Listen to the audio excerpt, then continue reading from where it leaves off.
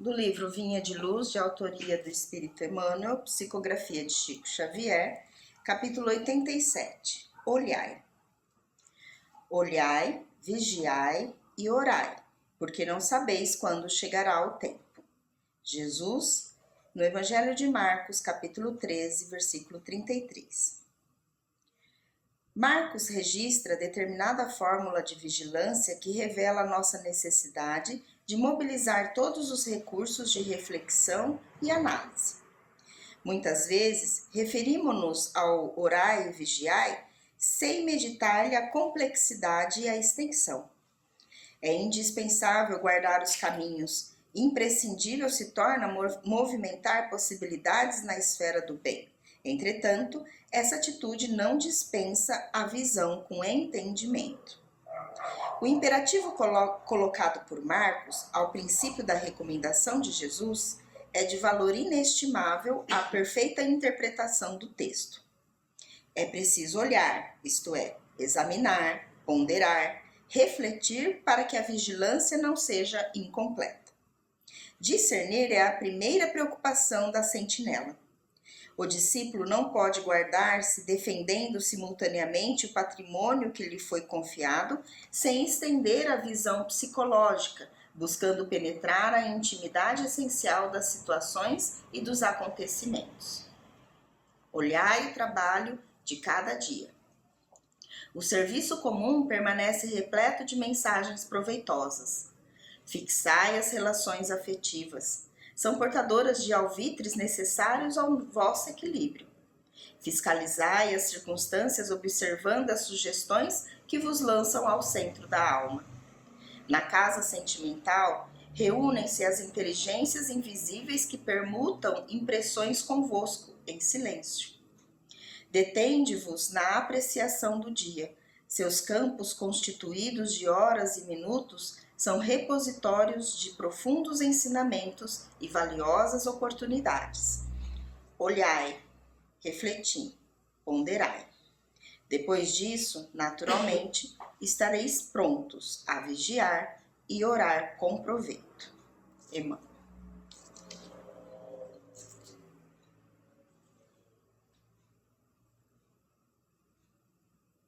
Amado Mestre Jesus, aqui reunidos nós te buscamos.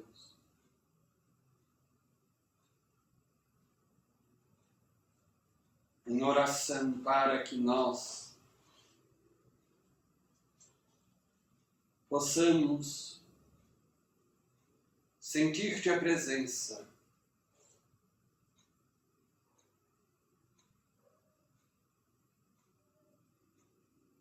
para a realização dos nossos estudos da doutrina espírita.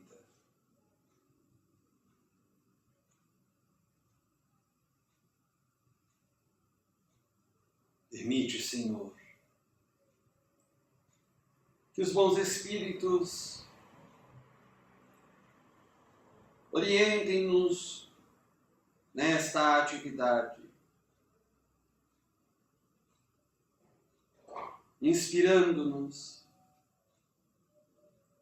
os bons pensamentos, ajudando-nos a melhor compreender as lições que analisaremos nesta noite. Rogamos-te, Senhor, as bênçãos a todos os nossos irmãos de humanidade.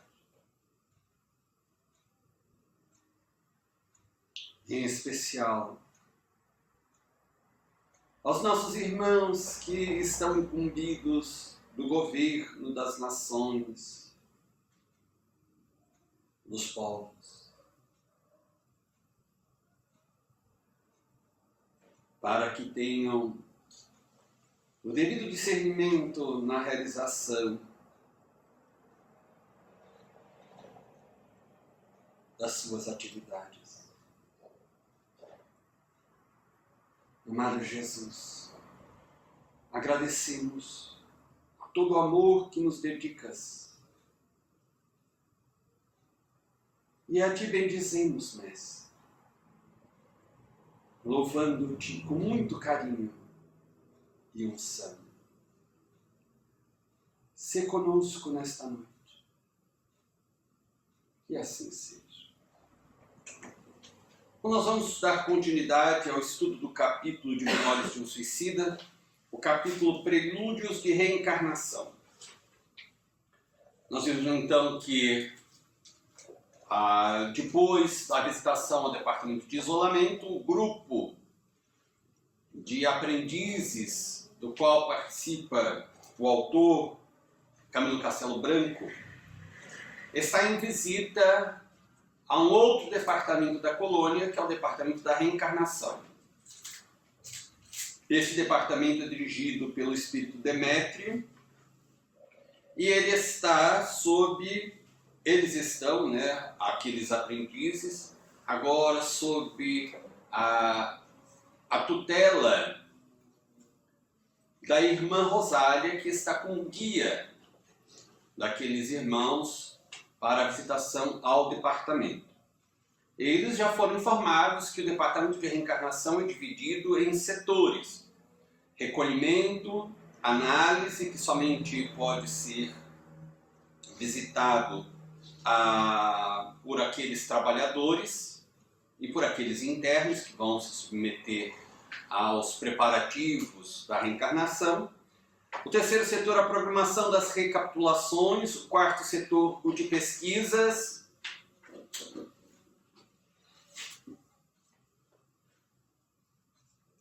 O quinto setor, de planejamento dos envoltórios físico-terrenos.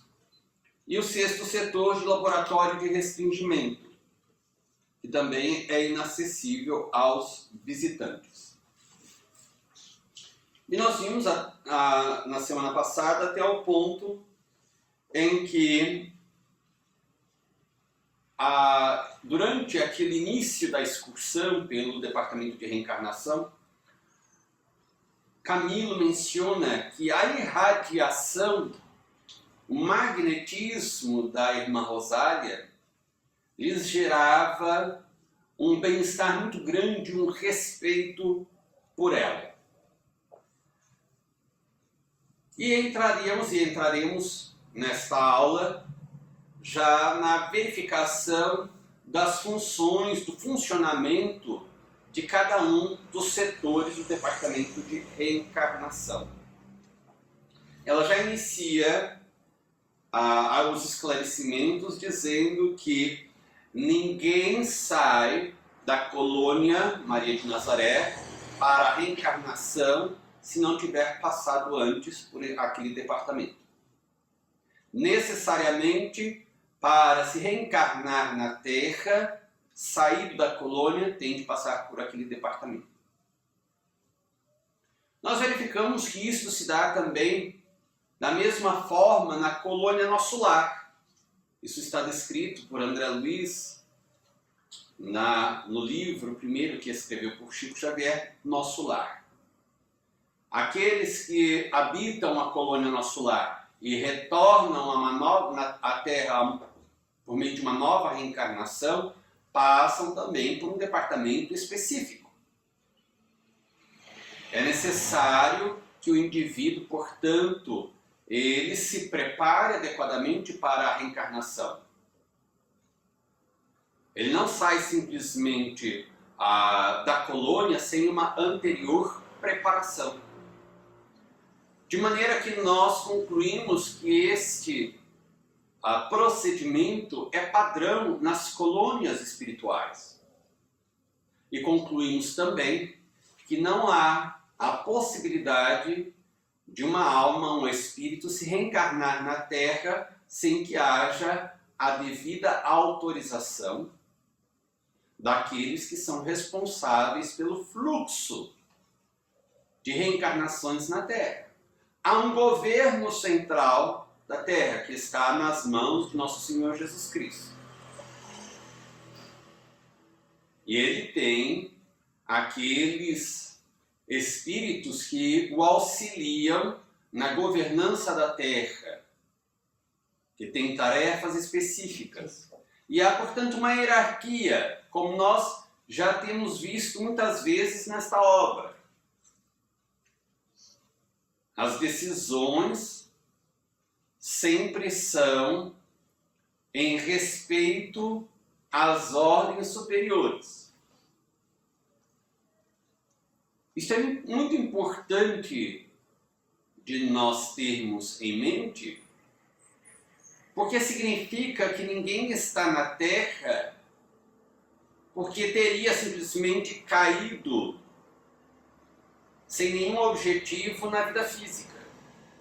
Porque alguém teria, talvez, decidido retornar e por livre e espontânea decisão tomou de um corpo físico.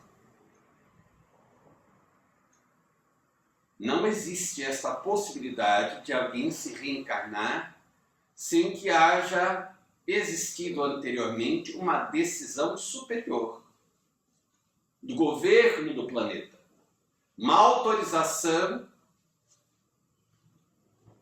que tem a chancela de nosso Senhor Jesus Cristo. E por via de consequência também do próprio Criador.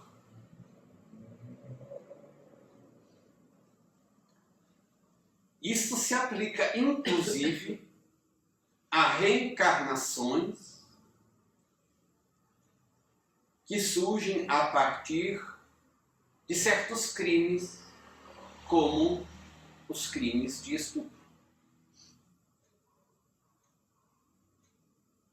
De maneira que, se há uma autorização espiritual para uma reencarnação naquelas condições, há de ter uma finalidade superior àquela reencarnação. Precisamos refletir sobre estas questões, porque se existe uma finalidade superior para uma reencarnação deste tipo, se nós decidimos eliminar aquela possibilidade reencarnatória, quais serão as nossas responsabilidades? Estaremos interferindo em planos superiores. Há, portanto, desdobramentos desta análise. Toda reencarnação, em qualquer parte do universo, surge a partir de uma decisão superior, de uma autorização superior. Não há nada que esteja navegando à deriva no universo. Há um controle e uma ordem em tudo. Em tudo.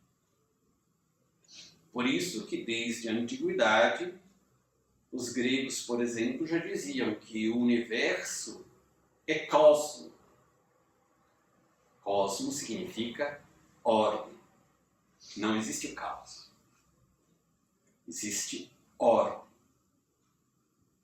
E toda vez que nós agimos em desacordo com esta ordem universal, a própria lei universal se encarrega de corrigir este desequilíbrio.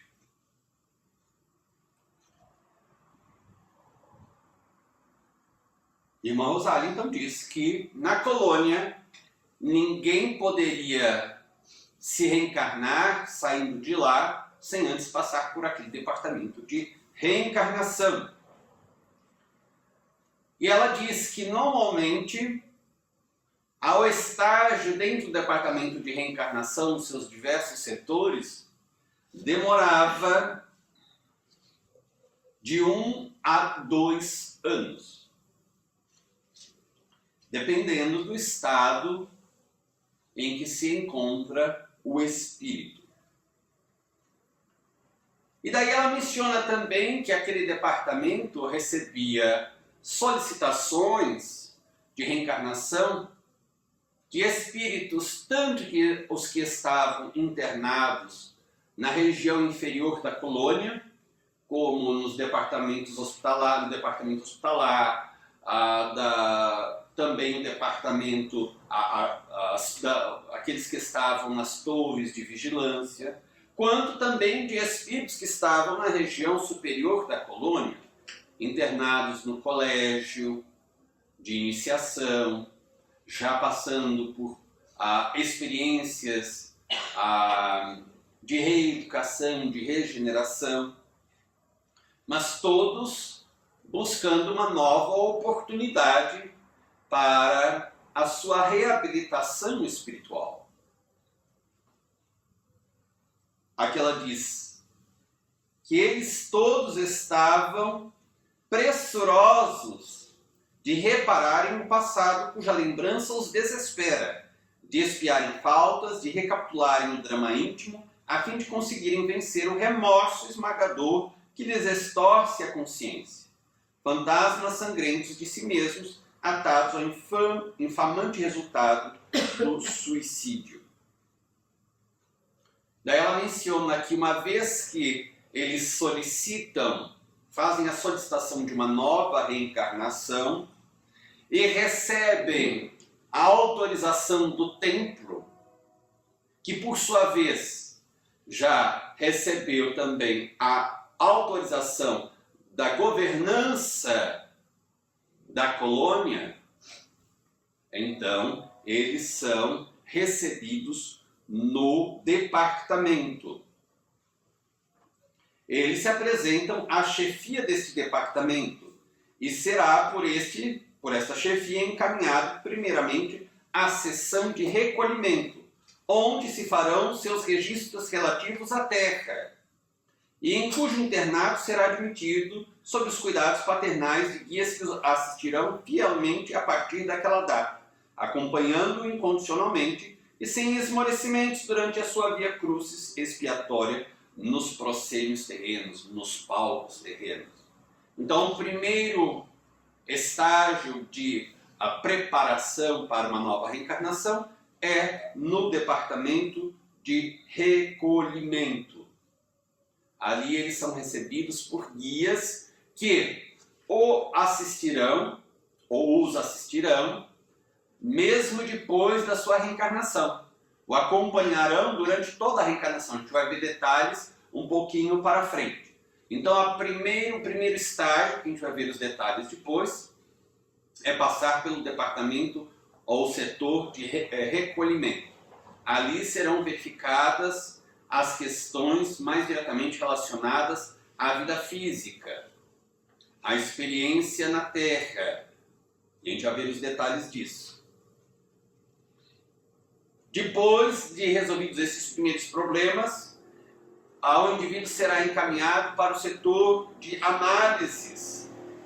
Ali vão ser estudadas as suas características psicológicas. A sua alma, seu ser, os seus refólhos mais remotos da sua consciência serão perscrutados por estes criteriosos operários do Senhor, os quais, invariavelmente, por serem iniciados superiores da falange brilhante, induzem e encontram a altura da delicada incumbência. E daí menciona que estes, a gente já viu lá quando estudamos as torres de vigilância, que um dos internos, bastante rebeldes, foi levado para uma sala especial e foi submetido a uma regressão de memória, com todos os detalhes. Houve a projeção da sua infância, de pensamentos dele, enfim. Ali foi feito apenas um recorte da sua última existência.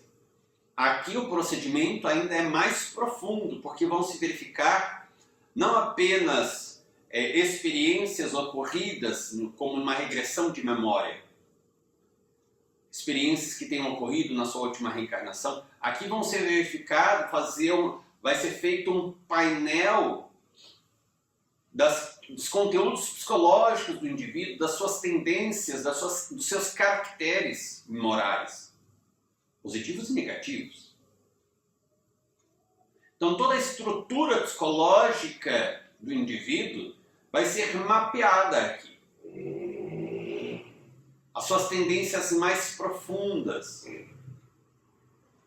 seus gostos, as suas ideias, as suas crenças, nada ficará encoberto destes especialistas, que usam de técnicas de magnetismo, do seu próprio magnetismo, para a indução do indivíduo, para que as memórias, os conteúdos psicológicos venham à tona. E o próprio indivíduo se veja como é realmente, e também aqueles benfeitores o vejam como ele é realmente. Jesus fazia esse mapeamento psicológico rapidamente, num instante. Aliás, como bom pastor que era, ele conhecia todo esse mapeamento psicológico de todos os seres humanos e conhece de todos os seres humanos. Então, também é possível que seja feito esse mapeamento psicológico do indivíduo, mesmo com relação àqueles que estamos ainda reencarnados. Basta que os benfeitores aproveitem o nosso momento de emancipação da alma e eles podem submeter estes processos também. Tanto podem ser feitos estes processos com encarnados quanto com desencarnados. E daí a irmã Rosália menciona que há exceção com relação àqueles que devem passar por aquele departamento de reencarnação. Ela diz: necessariamente devem passar por este departamento aqueles que pretendem se reencarnar, sair desta colônia para a reencarnação. Exceção feita por aqueles que estão no manicômio. Nós já tínhamos visto, ao estudar o capítulo manicômio, que aqueles indivíduos estavam num tal estado de perturbação psicológica e também uma perturbação energética do perispírito, que a preparação deles era mínima, porque eles tinham quase nenhuma capacidade de absorver orientações, ensinamentos. O melhor recurso para eles, terapêutico, seria uma reencarnação quase que imediata, muito rápida, para que eles pudessem eliminar, expiar. Nós sempre lembramos que expiação, a palavra tem este prefixo ex, que significa para fora, de maneira que expiação significa expurgar, eliminar de si algo. A expiação é um processo terapêutico que a Divina Misericórdia nos oferece, nos faculta, para que nós, que desequilibramos-nos psicologicamente, espiritualmente e também o nosso corpo espiritual, consigamos nos reequilibrar, eliminar pelo menos boa parte dos nossos desequilíbrios. Expiação. De modo que, para aqueles casos do manicômio, o melhor recurso terapêutico é a reencarnação mais rapidamente possível. Porque daí eles conseguem, vinculando-se ao novo corpo físico, eliminar, transferir para a matéria densa boa parte, ou pelo menos parte daqueles desequilíbrios, e, retornando ao mundo espiritual, já ter parte daqueles desequilíbrios eliminada.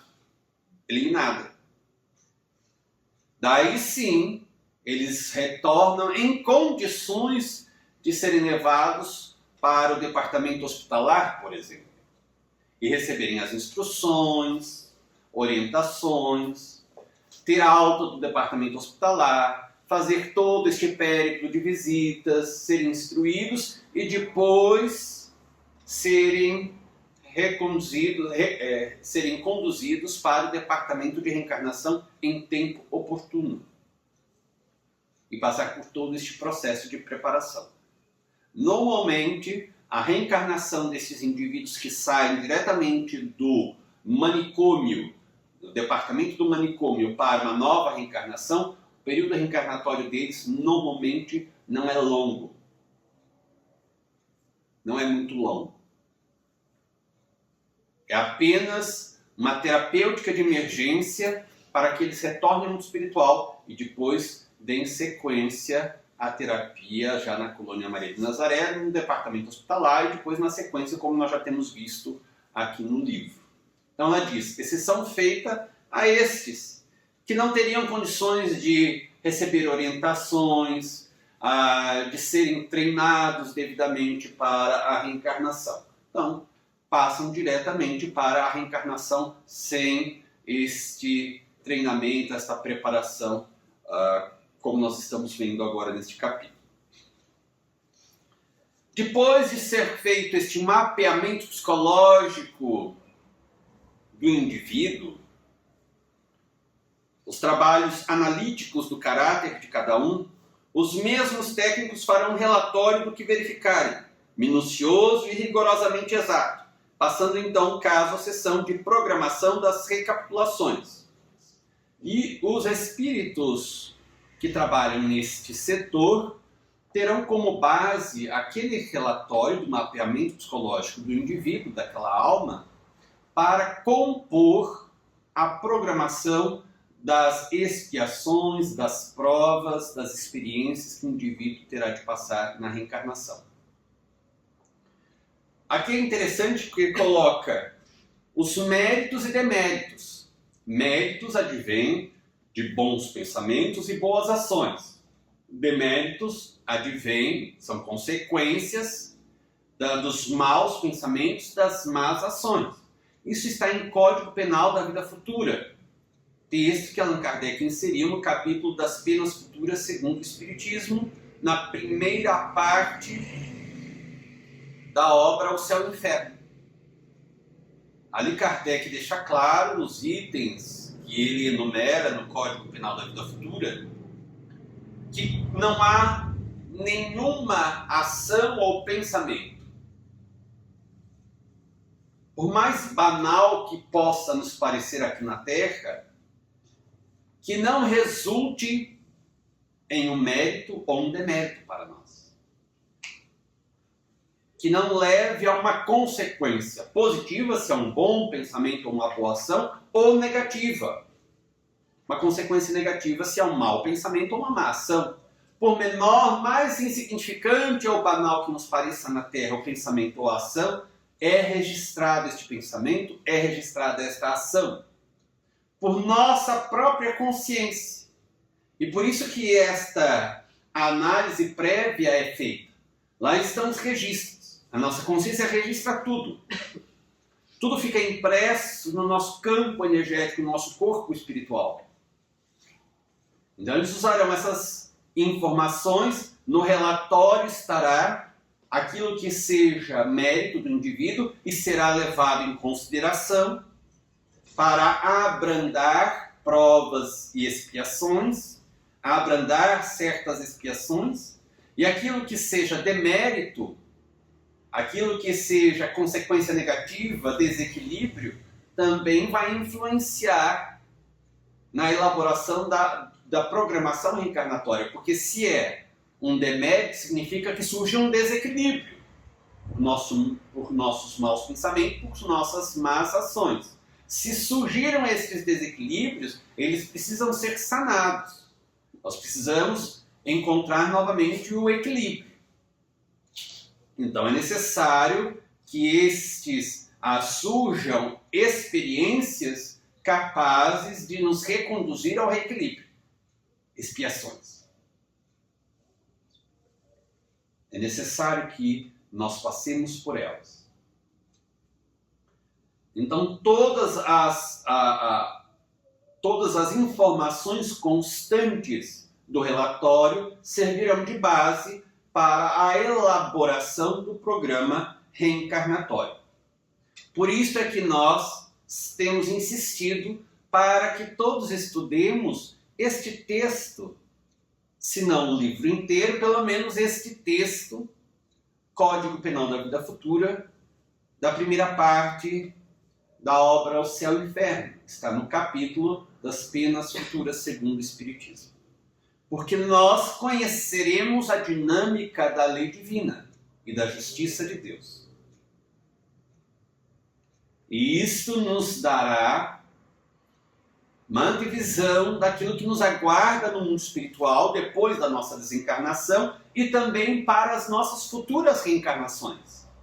Saberemos que pontos serão necessários para a nossa as próximas reencarnações. Quais serão as recapitulações? Passar novamente por certas experiências, porque não as aprendemos ainda. Então, se desejamos evitar certas experiências desagradáveis para futuras reencarnações, se desejamos evitar certas dores, sofrimentos, aflições para depois da nossa desencarnação, é necessário prestarmos mais atenção em como estamos vivendo aqui e agora. Inclusive, Allan Kardec insere na obra primeira da codificação, Livro dos Espíritos, uma pergunta sobre este ponto. Como nós podemos preparar a nossa vida futura? Significa como nós, já sabedores que somos seres imortais, que o que vai morrer é apenas o corpo físico que vai se desagregar,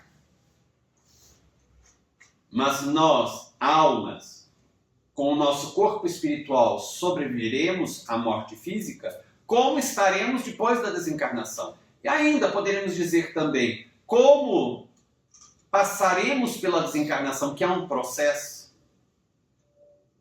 Teremos uma desencarnação tranquila, suave ou dolorosa, demorada? Uma coisa é o corpo físico entrar em colapso e morrer. Outra coisa diferente é o espírito, com o seu corpo espiritual, se desvincular deste corpo material. A morte física, uma vez declarada pelos médicos, encerra a reencarnação do indivíduo, daquela alma. Mas não necessariamente a alma se desprende do corpo físico imediatamente. Esse desprendimento quase imediato do corpo físico normalmente ocorre apenas com almas já muito evoluídas, muito espiritualizadas. O que não corresponde ao estágio evolutivo de praticamente a nossa humanidade inteira, que é composta de espíritos ainda atrasados. De modo que o processo de desencarnação varia muito. Pode ser este desprendimento demorar algumas horas, alguns dias, algumas semanas, alguns meses ou anos. Nós vimos o caso aqui dos suicidas. O Kardec pergunta como nós podemos realizar uma preparação para a vida futura. Nos preparar. E a resposta dos espíritos é que nós precisamos realizar a nossa transformação moral, passo a passo. Mas para que nós realizemos essa transformação moral, a gente precisa saber o que precisa ser melhorado, aperfeiçoado, modificado. Nós não vamos modificar algo que já está bom. Se já está bom, nós atacamos e investimos esforços em outra área que não esteja boa. Agora, como saber o que precisa ser modificado em nós? Que imperfeições morais nós ainda trazemos em nosso mundo íntimo? Apenas com autoconhecimento. Por isso os espíritos responderam: um sábio da antiguidade já vos disse, conhece-te a ti mesmo. E Santo Agostinho orienta-nos na sequência dessa resposta como nós podemos realizar o processo de autoconhecimento. E ele diz que é um exercício diário, todos os dias. Repassar os nossos atos mais comezinhos, mais comuns do dia a dia, mais prosaicos. É importante nós fazermos isso. Com isso, nós conseguimos já nos melhorar aqui e agora, nesta reencarnação, termos uma desencarnação melhor, habitarmos uma região espiritual melhor e termos as seguintes futuras reencarnações mais brandas. Não necessitaremos passar por processos expiatórios dolorosos.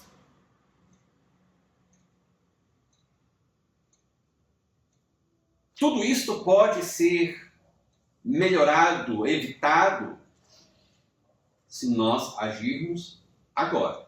Se estamos reencarnados, é agora. Talvez alguns já estejam muito próximos da desencarnação. Se não fizeram esforços até este momento, não tem muito mais o que se fazer nesta reencarnação. Mas, de qualquer forma, é melhor iniciar alguma coisa do que não chegar no mundo espiritual sem nada. Mas, honestamente, se deixou para o último instante, perdeu a reencarnação. É necessário esperar uma outra oportunidade. Repetimos. Se tomar consciência já no final da experiência reencarnatória, é tarde demais para muitas modificações, grandes modificações.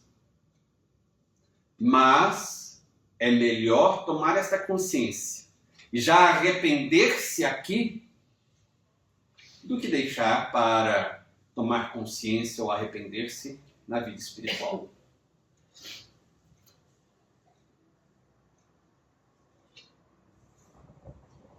E daí ela, na sequência também aqui que nós já tínhamos lido, menciona que é muito distinta, muito diferente esta preparação, essa programação reencarnatória feita para espíritos advindos das zonas inferiores da colônia, como nos departamentos hospitalares, das prisões, das torres de vigilância, se comparados estes processos de programação reencarnatória com aqueles relacionados aos espíritos que vêm das zonas superiores da colônia, que estão internados no colégio da iniciação, estão nos estágios para a reeducação.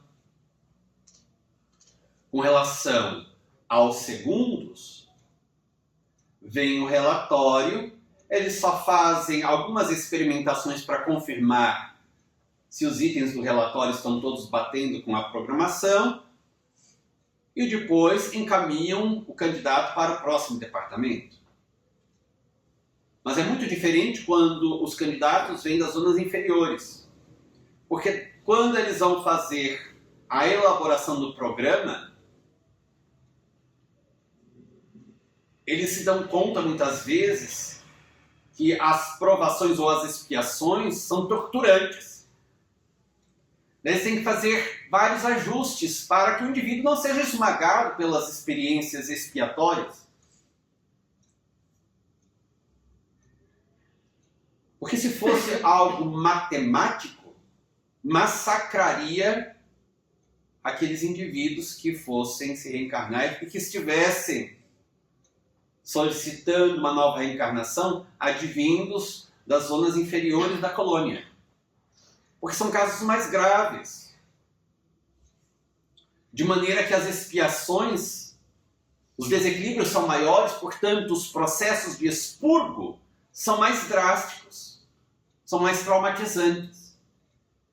Então, quando eles começam a seguir as informações do relatório que veio da sessão anterior, eles se dão conta que as expiações são muito dolorosas. De maneira que eles começam a elaborar certos ajustes.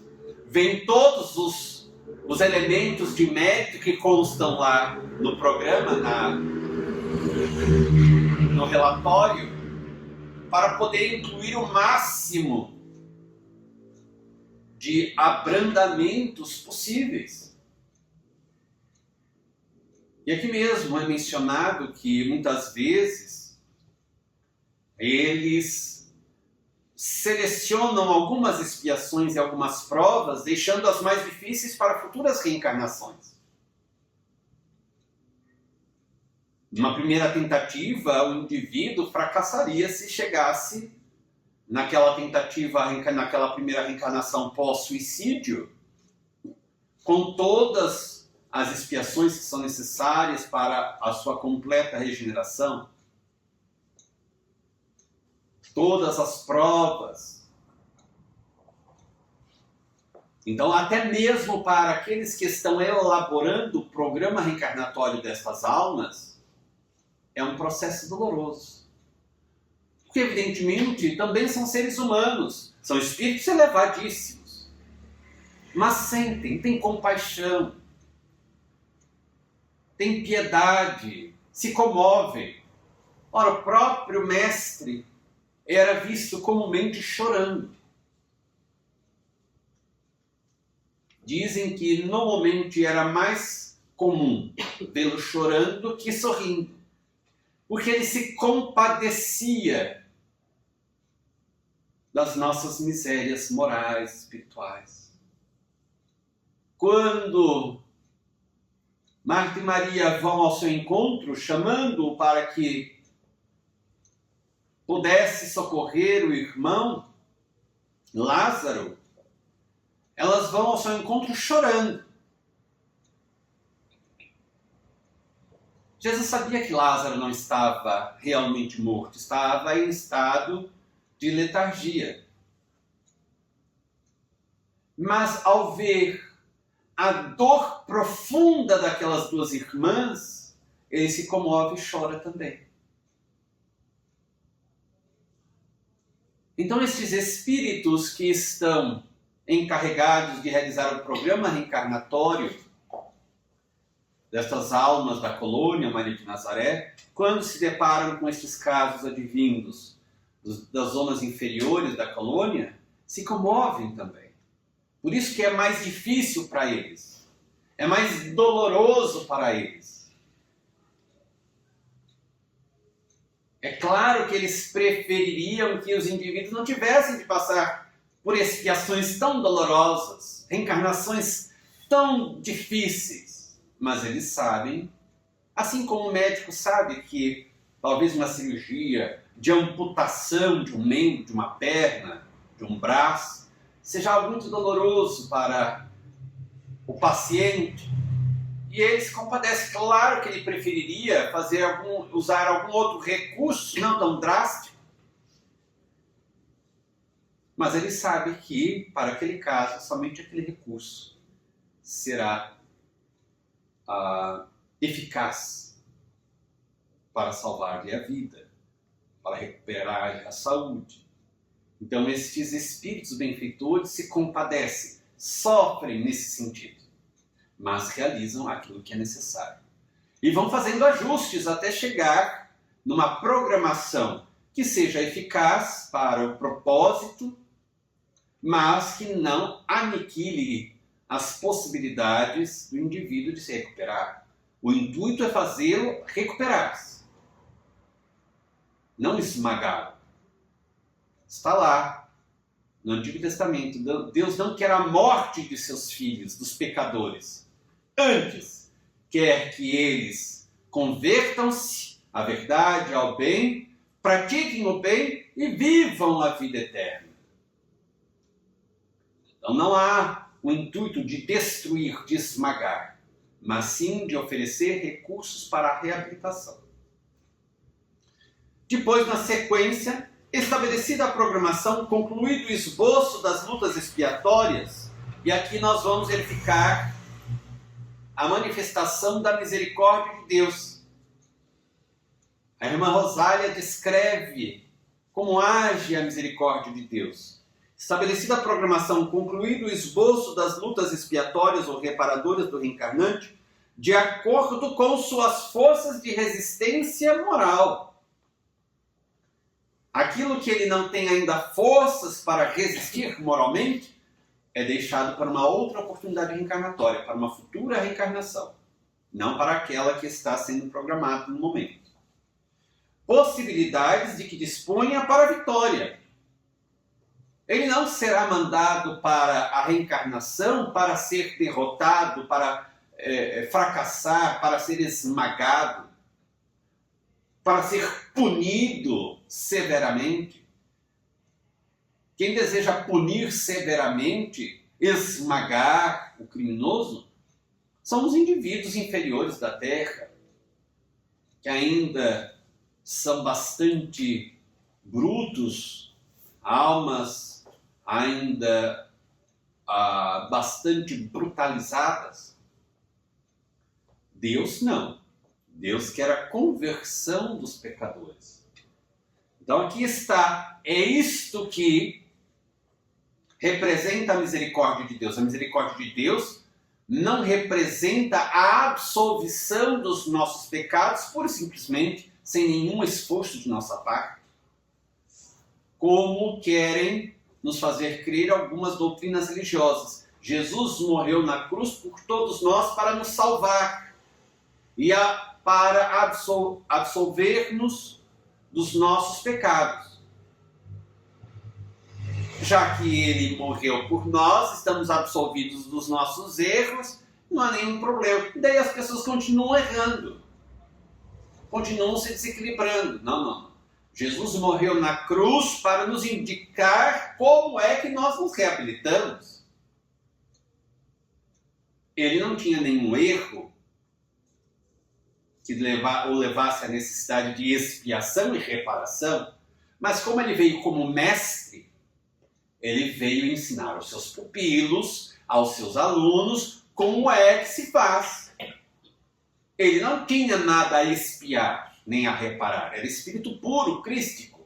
Mas os alunos, sim. Como são espíritos imperfeitos, tem muita coisa a expiar e a reparar. Então ele falou para nós, vejam como eu faço. Eu vou ensinar-lhes como vocês se recuperam e se salvam dos erros cometidos.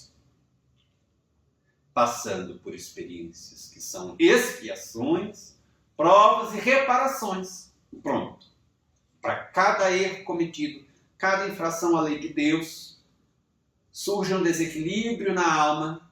A alma precisa arrepender-se do erro cometido, para ter consciência do que foi aquele ato que o levou ao desequilíbrio e da necessidade de se recuperar do desequilíbrio e de reparar o mal praticado.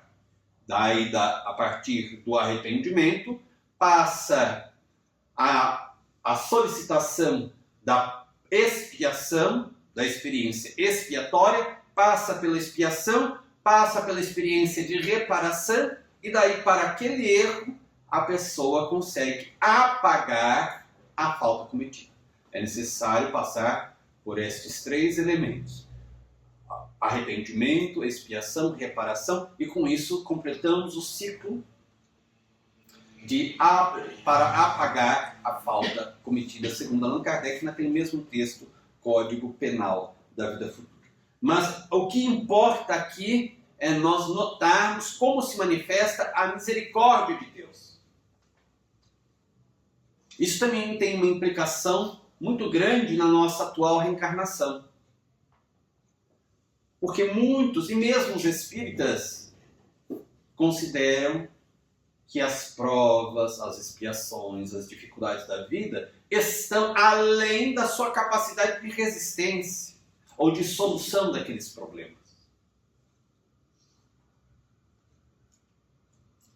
Eu não consigo, isso é superior às minhas forças. este indivíduo, portanto, está a dizer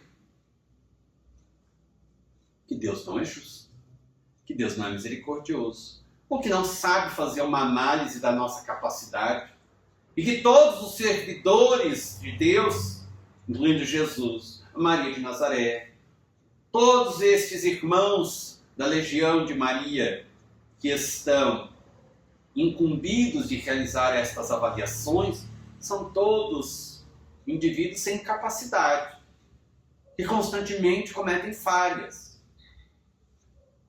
Na sua doutrina teológica, Santo Agostinho diz que isso é um tipo de ateísmo. Um ateísmo indireto, porque nós dizemos, eu acredito em Deus. Acreditar em Deus significa acreditar na sua lei, na sua justiça, na sua misericórdia.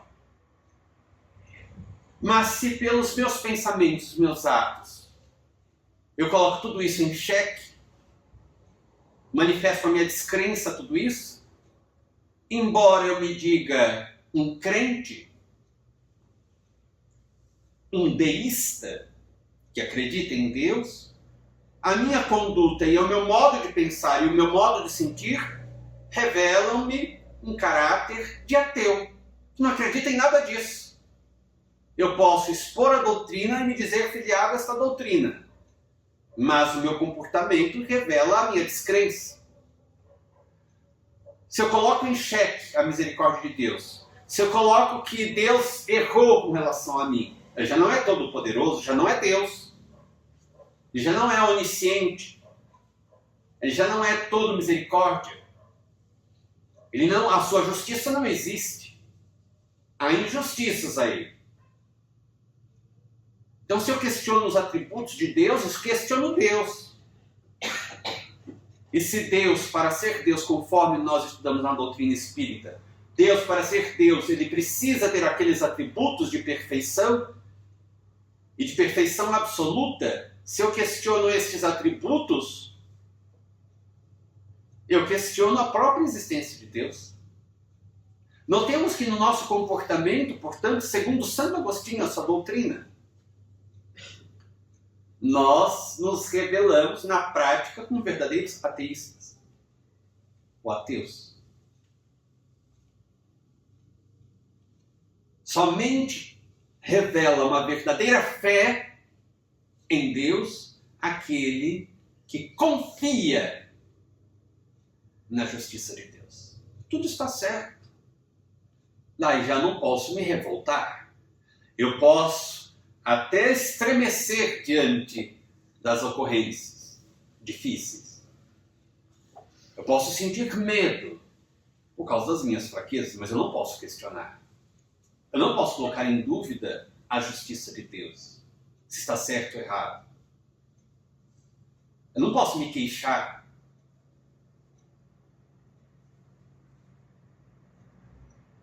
E com esta colocação, nós constatamos que boa parte dos que dizem acreditar em Deus, e até mesmo na doutrina cristã, no Evangelho de Jesus, e até mesmo na doutrina espírita, na prática revelam uma descrença em tudo isso.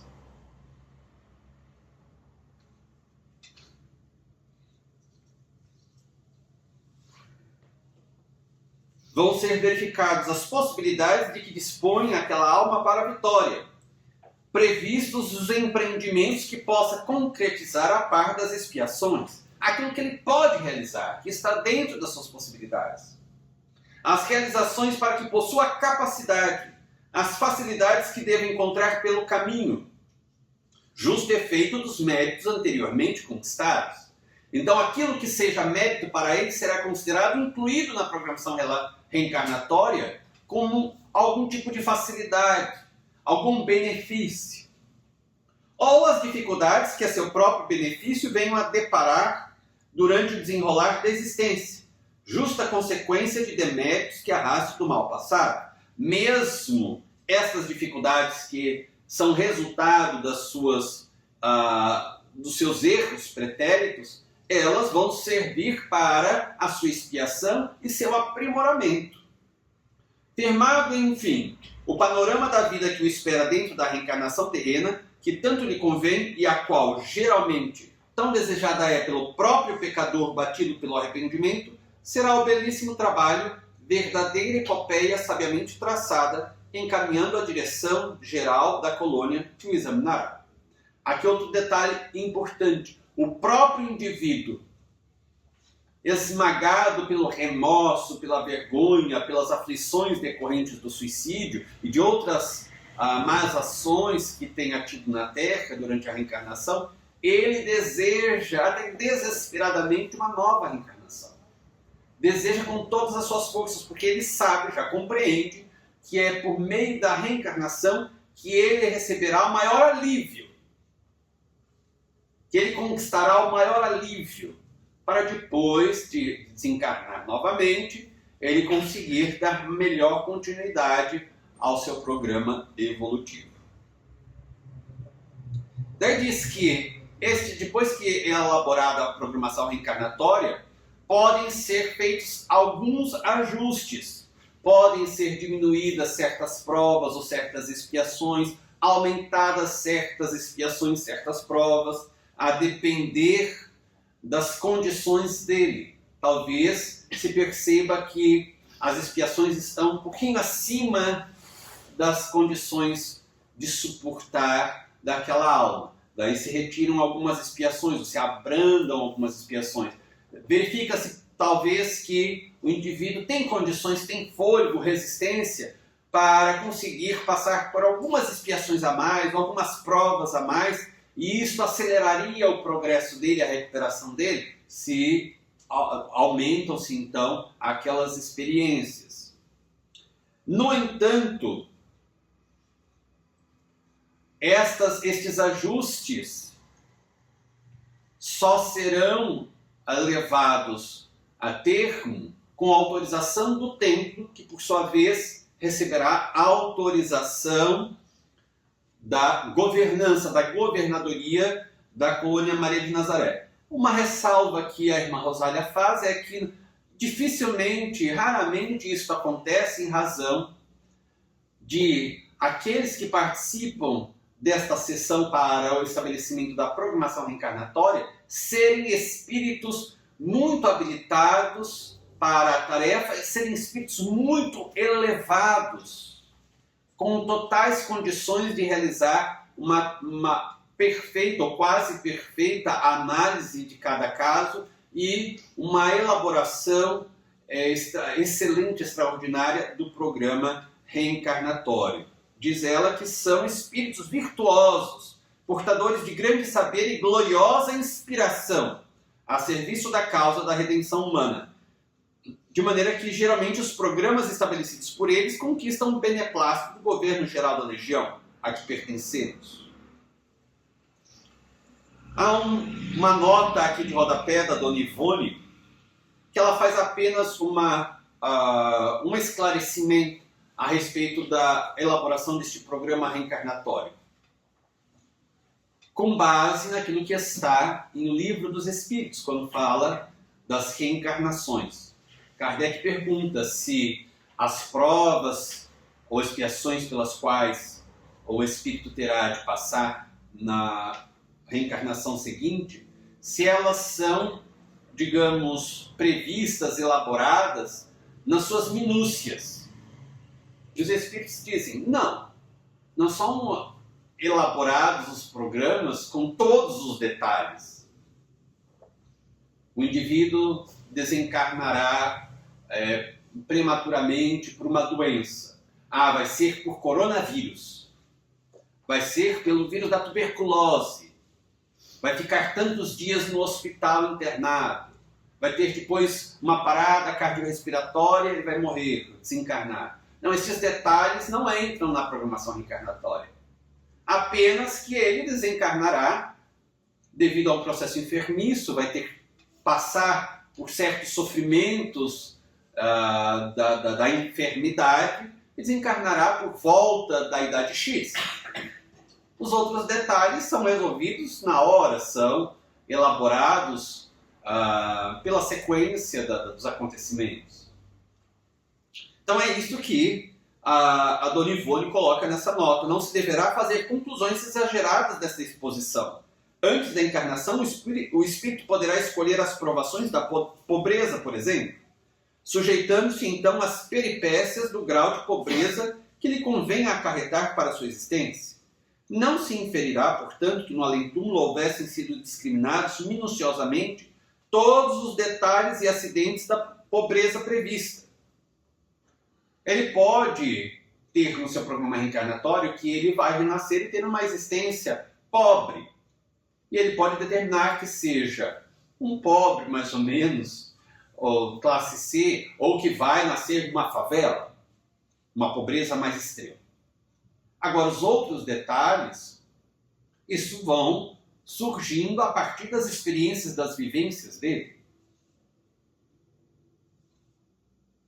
Essas minúcias não entram no programa reencarnatório. Se houver de cegar ou tornar-se mutilado, isso virá a acontecer sem que se torne necessário apontar na programação feita antes da volta ao corpo carnal o acidente ou enfermidade que o conduzirá ao estado conveniente de provação. Isso que se depreende das obras básicas da doutrina. Nós mencionamos, isso está, por exemplo, em o livro dos Espíritos.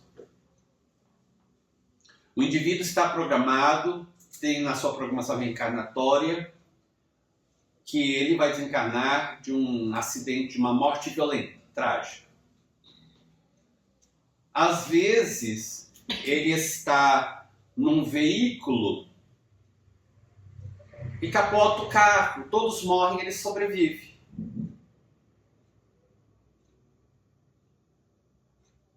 Pode ser que dali uma semana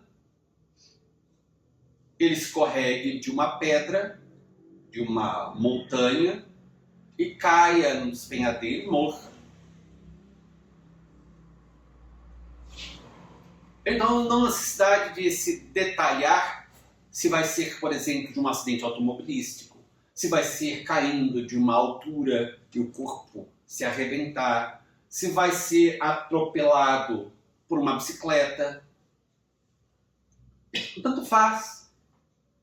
O que importa para o resgate, a expiação ou a prova é o gênero de morte que ele terá, ou de desencarnação. Os detalhes podem acontecer de acordo com as circunstâncias.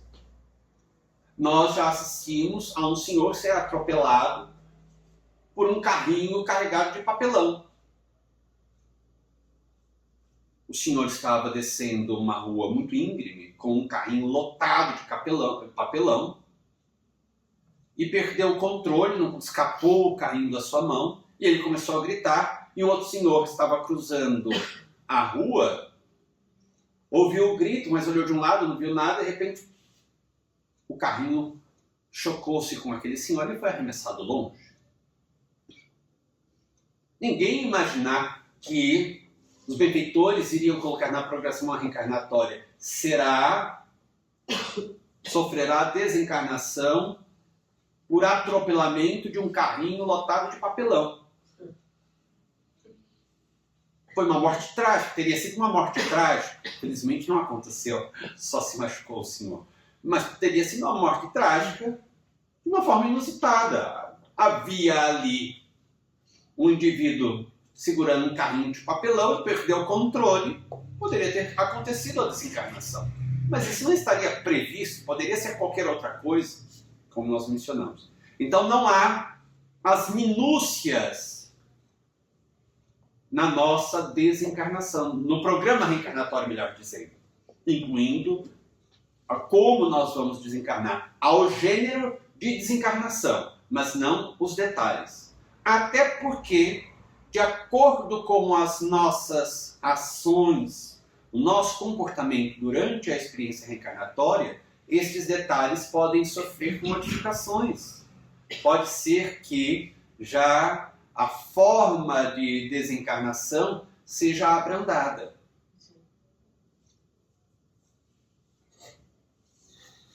Então nós precisamos ter em pensamento também isso. Notemos que o cuidado que a própria médium teve com relação à obra. além de ser revisada a obra por Leon Denis, que deu todo o conteúdo doutrinário da doutrina espírita para o enredo, a história de Camilo Castelo Branco, a própria médium tomou este cuidado para que não houvesse dúvidas quanto a este ponto, para que a obra estivesse perfeitamente concorde com a doutrina espírita. Não que o texto do autor, Camilo, estivesse em desacordo. Ela apenas incluiu uma nota para deixar ainda mais clara esta questão, para que ninguém pudesse interpretar de maneira diferente. Tudo bem até aqui? Então paramos neste item e na semana seguinte nós verificaremos a partir então da pergunta de Bellarmino sobre o fatalismo, como o Espiritismo enxerga a questão das fatalidades, do fatalismo, da doutrina fatalista. Nós somos meros joguetes desse fatalismo ou temos algum poder de conduzir-nos por este ou aquele caminho? Vamos então para a nossa prece em favor do suicídio.